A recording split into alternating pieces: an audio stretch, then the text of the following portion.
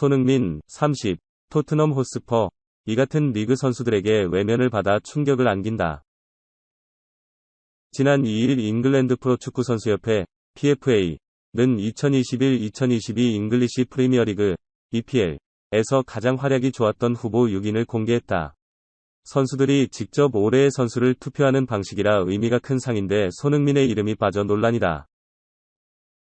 손흥민은 이번 시즌 리그 23골을 기록하며 아시아 선수 최초로 EPL 득점왕에 올랐다. 단 하나의 페널티킥 없이 필드골로만 채워 놀라운 골 결정력을 과시했고 도움도 7개에 달해 총 30개의 공격 포인트로 이 부문 2위로 시즌을 마감했다.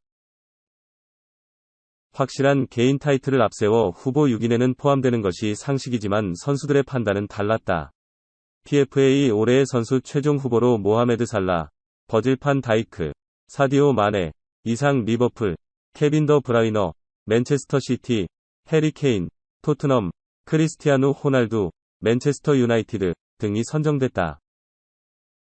현지 언론의 비판이 상당한 가운데 프랑스에서도 의문을 품었다.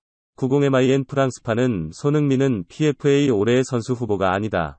말이 안 되는 일이라며 후보가 발표되고 사회관계망 서비스 SNS에 샤베노SON이라는 해시태그가 돌았다. 그만큼 팬들은 손흥민이 왜 후보에 없는지 궁금해했다고 전했다.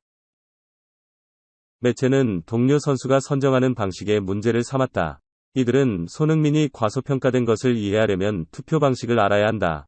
PFA 올해의 선수상은 우리의 프랑스 프로선수협회 UNFP 트로피와 유사하게 선수들이 수여한다며 기본적으로 선수들은 후스코어드닷컴과 같은 곳에서 다른 선수들의 통계를 보지 않는다. 그저 10대들처럼 좋아하는 사람에게 투표하고 우리가 이야기하는 선수에게 표를 준다. 그들을 비난할 수 없다. 원치 않으면 투표 방식을 바꿔야 한다고 인기투표나 다름없다고 설명했다. 손흥민, 29과 함께 잉글랜드 프리미어리그 득점왕에 오른 모하메드 살라, 29가 우에파 챔피언스리그 준우승에 대한 아쉬움을 크게 드러냈다.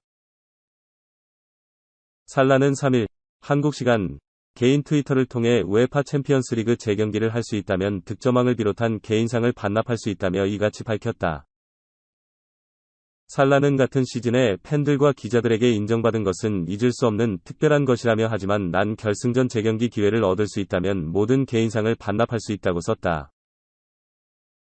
그러면서 하지만 축구는 그렇게 되지 않는다고 덧붙였다.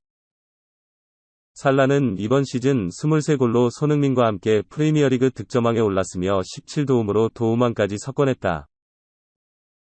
이어 맨체스터 시티 케빈 더브라이너 등을 제치고 잉글랜드 축구기자협회 풋볼 라이터스 어소시에이션 FWA가 선정한 올해의 선수상까지 수상하며 트로피를 추가했다. 그러나 팀과 함께 도전했던 비기어는 놓쳤다.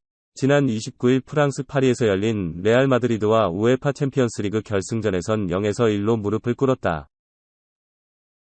리버풀은 2017-18 시즌에도 결승전에서 레알 마드리드에 1-3으로 패배하면서 준우승에 머무른 바 있다. 살라는 리버풀의 우승 트로피를 다시 가져오고 싶었지만 실패했다. 팬들의 응원에 충분히 보답하지 못했다고 고개 숙였다. 이어 매우 긴 시즌이었다. 내일 다시 시작했으면 하는 바람이 있다고 다짐했다. 살라는 오는 14일 서울 상암 월드컵 경기장에서 열리는 한국과 경기를 위한 이집트 국가대표팀에 소집됐다. 하지만 이집트 축구 매체 와츠코라는 이집트 축구협회 관계자가 한 말을 인용해 살라가 한국 원정에 참가하지 않고 휴가를 낼 수 있다고 전했다. 이집트는 2022 카타르 월드컵 아프리카 지역 예선에선 세네갈과 최종 플레이오프까지 진출했지만 승부차기 끝에 탈락했다. 기적의 사나이 스티븐 베르바인, 25, 토트넘이 결국 네덜란드 무대로 돌아갈 전망이다. 네덜란드 FC 업데이트는 3일, 한국 시간, 아약스가 베르바인 영입을 위해 공식 제안을 보냈다. 계약 기간은 5년이 될 것이다. 베르바인도 아약스행을 원하고 있다고 전했다. 베르바인은 지난 2020년 PSV 아인트호벤을 떠나 토트넘에 합류했다. 그는 맨체스터 시티를 상대로 펼친 토트넘 첫 경기서 선제골을 터뜨리며 화려하게 데뷔했지만 이후 손흥민과 루카스 모우라에게 밀리며 벤치 신세를 면치 못했다. 게다가 지난 겨울 데얀 쿨루셉스키마저 합류하며 베르바인은 완전히 입지를 잃었다. 그는 지난 시즌 리그에서 4차례 선발 출전하는 데 그쳤다.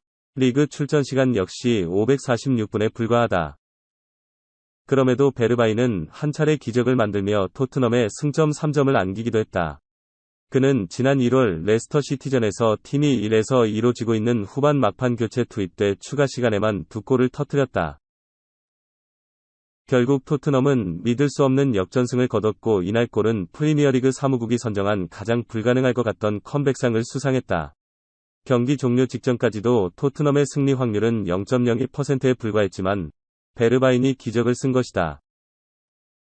그러나 여기까지였다. 베르바인은 이후로도 주전으로 도약하지 못했고 이적을 택할 것으로 보인다.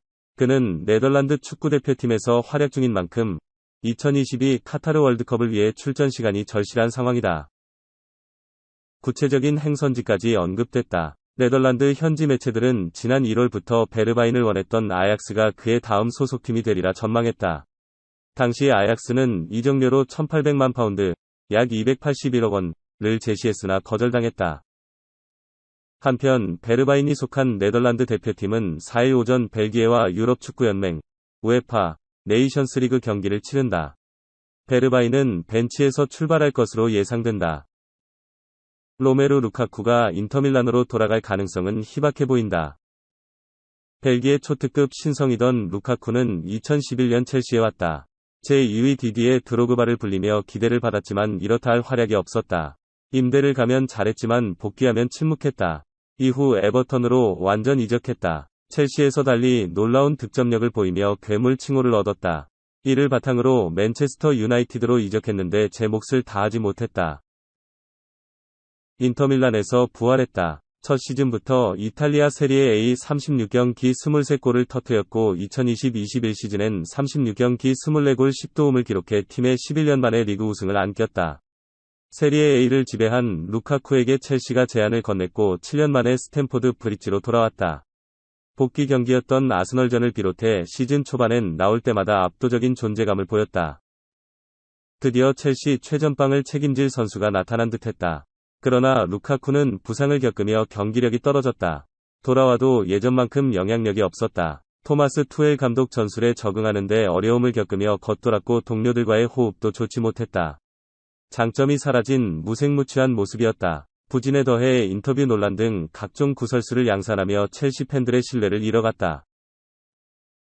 실망스러운 시즌을 보낸 루카쿠가 인터밀란 복귀를 추진한다는 소식이 들려왔다.